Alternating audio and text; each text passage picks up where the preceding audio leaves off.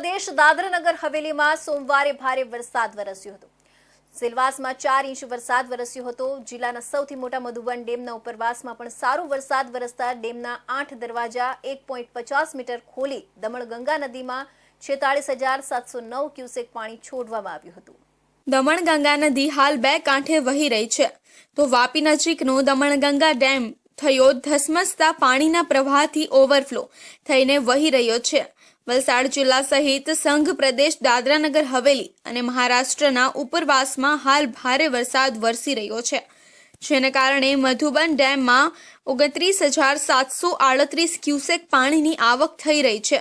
ડેમનું level હાલ 72.70 metre છે, જે લેવલને જાળવવા ડેમના 8 દરવાજા 1.5 મીટર ખોલવામાં આવ્યા છે, જેના થકી દમણગંગા નદીમાં 46,709 ક્યુસેક પાણી છોડવામાં આવ્યું છે।